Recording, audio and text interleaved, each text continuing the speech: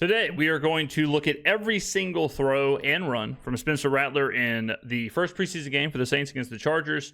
So we've taken a look at Tyler Shough's performance and some of his throws. Now we're going to look at everything Spencer Rattler had going on. We're going to kind of break this down a little bit. I thought it was interesting for fans of the Saints from last year. You would know, man, this seemed a lot like last year. When you see Spencer Rattler, you see a third-string center, you see a wide receiver core of Dante Pettis, Mason Tipton, you see Kendra Miller. It looked very similar to what was going on last year, and the result was kind of the same. So let's take a look here. So this is, like I said, this is every single run and throw. All right there, good, very nice. It was 3rd and 1 there, wide open. I don't know if that was just great design, breakdown of the defense, whatever, but Spencer made it happen. So good job. Keep it moving. All right. A lot of this. So another thing that was interesting was, what was Kellen going to do? Like, what was his offense going to look like? What was the formations going to be? Was he going to use a lot of motion?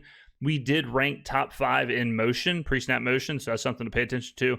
It was also a lot of this. So if you remember last year with Clint Kubiak, it was a lot of wide receiver, slot, just kind of that was our base offensive formation. This seemed to be more of what Kellen was doing. This kind of bunched, very tight bunch with a little bit of motion seemed to be more of his. I feel like this was pretty standard of what we saw throughout the game. All right, Spencer navigates, runs.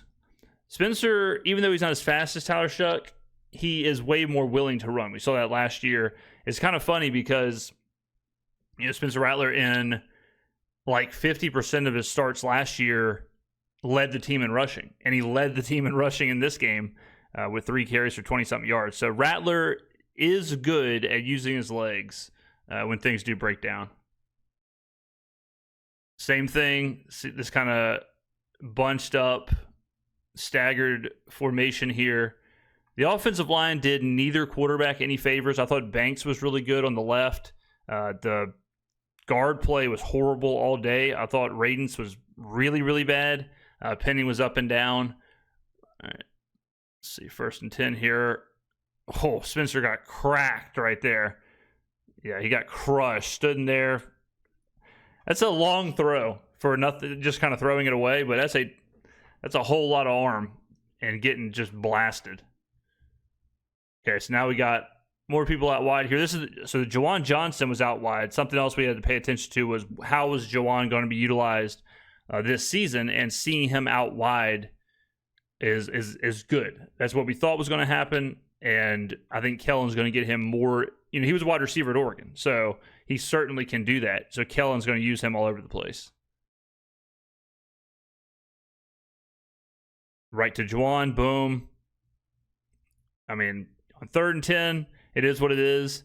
Some of the play calling, too, like a lot of people were saying, the play calling, it's preseason, you're not going to show all of your stuff. You're not going to show, like, when it was 4th and goal and we went for it, you're not going to show your best 4th down play. So a lot of times, I'm not saying Kellen wasn't trying to get the first down there, but the play sheet is certainly lighter than it would be during the regular season.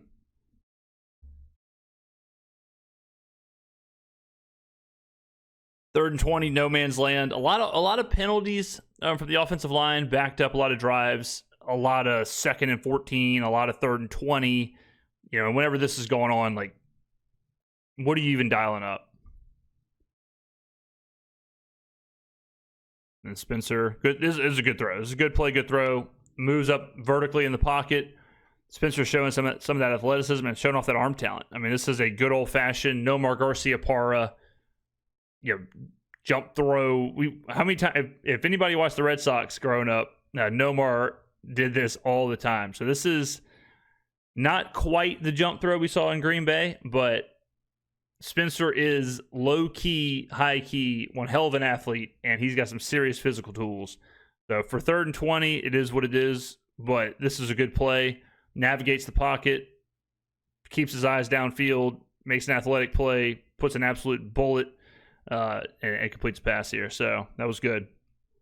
I mean, it's 3rd and 20. You are facing, you're not exactly facing the toughest defense to ever live, but All right, 3rd and goal. And again, this like bunched formation. Spencer, 60 was a mess. 60 was a disaster the entire game too.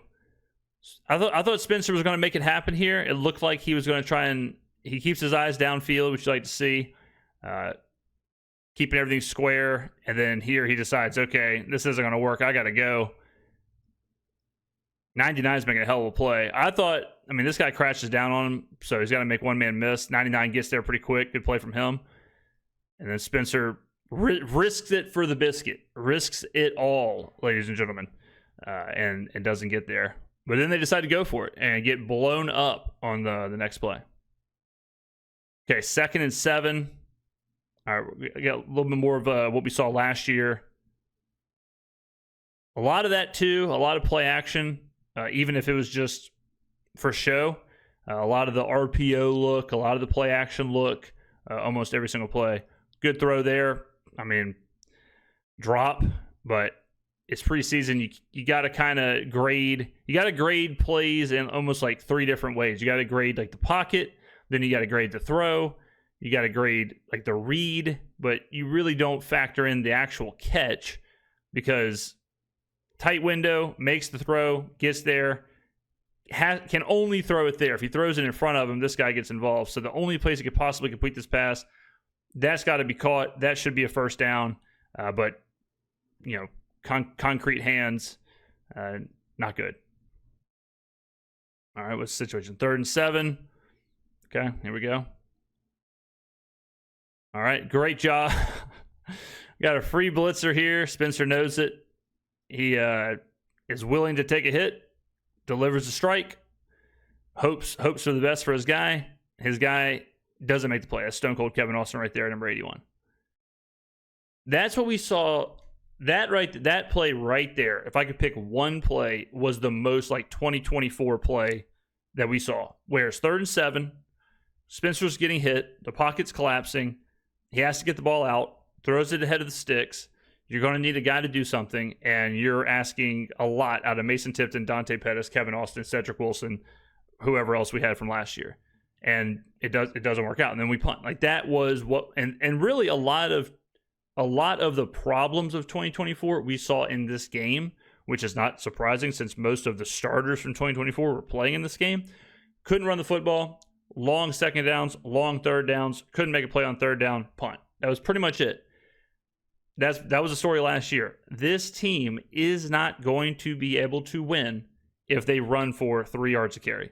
They are not going to be able to win if they're in 2nd and 14 and 3rd and 7 and 3rd and 10 and 3rd and 20 and whatever. You got to run the football. You got to have 2nd and 5, 2nd and 4, 3rd and 1, convert on. You don't even get to 3rd down. You want to get 2nd and 4, convert. This, and we don't know. It's impossible for us to know how this will look when it's Eric McCoy, when it's Alvin Kamara, when it's Chris Olave, Rashid Shaheed. It will be different. It will be better, and that is the gamble. The gamble that we are making from last year, I've said this for 6 months now, the gamble is how much better are the starters over this group right here?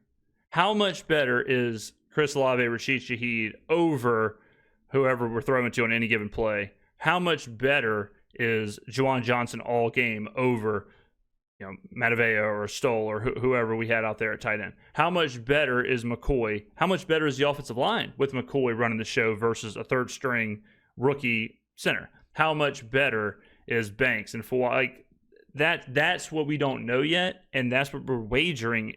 We're wagering that the upgrade is pretty extreme. Some of these throws too, like you just don't know what's going to be called. You do not know the separation. You don't know the space. You don't know all that stuff that'll be given on 3rd and 5 or whatever with Chris Olave running a route. And there might not be any separation. There might not be anybody open when it's Kevin Austin and Dante Pettis. But easily it could be, there's 2 people open because it's Rashid Shaheed and Chris Olave running the routes. All right, 1st and 10, nothing there. Let me go back and look here. An interesting play. I don't know if this was just what this is supposed to be. It looks like this is what this is supposed to be. And I can't imagine, I don't know if that's to get 88 some work or whatever, but that's might want to scratch that play out of the playbook. 2nd and 9. All right. Right tackle gets beat. Spencer's under duress immediately. Oh, this is the sack. Yeah. I saw somebody, and this is another danger of preseason. I saw someone say Fuaga got beat on this play. Fuaga's not in. 77's in. So this is a great example of what happens when starters aren't in the game. Now, Spencer, you can't fumble. You can't, this is all on Spencer too, but 77's got to get his life together. All right, 3rd and 7 here. I mean, you'll see it. You'll notice it's all 3rd and 7. It's all 3rd and 9 because we are running the ball, getting nothing. Then it's 2nd and 9, 2nd and 10, 2nd and 11. We complete a short yard pass for 3-4 yards, and then boom, it's 3rd and 7. And then here we are, same kind of bunch formation, a little bit of motion. Decent pocket. Oh, this was a good play too. So Spencer knows, how about 60 taking a seat here? Spencer knows he can't make this pass right here because he knows this is in front of the sticks. They're giving him this. So if he completes this pass, it's 4th and 3 punt. So Spencer's waiting. Then he decides, if 11 blocks, I got a shot at this. All right. And he gets it. This is one of his best plays. He could have taken this chunk. He could have taken this. But he navigates the pocket, keeps his head downfield, understands the situation, isn't interested in the short routes, and uses his feet, picks up the first down, takes a hit. That was great from him. And then 1st and 10. Let's see. Looks like, kind of a tight formation again. More motion, little swing route. Little swing route. 13 gets absolutely nothing. 13, that's Velus Jones. He played a lot better in the second half. He had a jet sweep that I thought he could have scored on in the red zone. And then, he didn't have much to do here. But in the second half, he really kind of got going. At this point, I was like, all right, I've seen enough of 13. But he actually kind of turned it on a little bit. And that's a play, too, where how different is that play? How different is that play with Rashid Shaheed? How different is that play? I mean, it might not be different at all because, not a lot of people are going to make something out of this. He was kind of dead to rights. 2nd and 14, Spencer had horrific game states and horrific down and distances basically the entire time. I know we're showing every single play here, but you can see it's nothing but 3rd and 7, 2nd and 14. It's nothing but that. It is never 2nd and 2. It is never 2nd and 1. It is never 2nd and 4. Third and 2. It's always these kind of downs and distances, which is very difficult to get anything going. Good throw. And very nice throw there. Really tough throw. You're asking, this is a lot of arm. You got to put a bullet on it. And I always talk about physically if players can stand up into the NFL. Jake Haener is not making this throw. There's certain quarterbacks that just do not have this capability. They don't have this throw in their locker. And if you are an NFL quarterback, especially if you want to be a good NFL quarterback, you got to have this throw in your locker. Josh Allen, no problem. All right, Josh Allen's hitting this receiver in the chest and the receiver's going back 3 yards. No issue at all. Patrick Mahomes, no issue at all. This is a difficult throw to make. Spencer makes the throw. 16, doing his best here. And for 2nd and 14, all of a sudden you give yourself a 3rd and 2, 3rd and 3. That's all you can ask for. 1st and 15. Again, 2nd and 14, 1st and 15, 3rd and 7, 3rd and 9, 3rd and 20. Spencer tries to escape. Pocket collapsing. He's used to that. Who is it? 77 again. 77 again. Just lost in the sauce. Yeah, nothing there.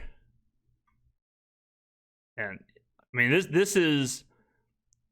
this concept is trying to basically get you 2nd and 8. Like, this concept is, okay, everyone's just going to run these like short curls. They're just going to turn around, find something quick if you can, and we'll live to fight another day on 2nd and 8. And then you're hoping to set up a 3rd and 2, 3rd and 3, whatever. 2nd and 16, flag. Good throw, concrete hands. Oh, that's Bub Means. Yeah, Bub Means, concrete hands. Good throw here. Got to have it. I don't know if he would have stayed in bounds. Maybe. Hard to tell. But, yeah, solid. Good throw. Free rusher. Absolutely nothing on the outside. I mean, 82 changes his route a little bit there, so gives him that extra second. Spencer feels him. Like I said, good throw. Can't have that. And 3rd and 16. Empty set. Last play for Spencer. Lets it rip. Bad throw. Bad throw to Dante there. You could argue, the old adage, if it hits you in the hands, you got to have it, but that's more on Spencer than it is on Dante Pettis. That's a tough throw. Or not a tough throw, but that's a bad throw. That's well behind him. Just, I don't know if it's timing or whatever, but yeah, I mean, you got to do better than that. And then a punt, and then that was it. That was Spencer's day. All right, ladies and gentlemen, let me know in the comments what you thought about Spencer's performance in total. I'll see you in the next video.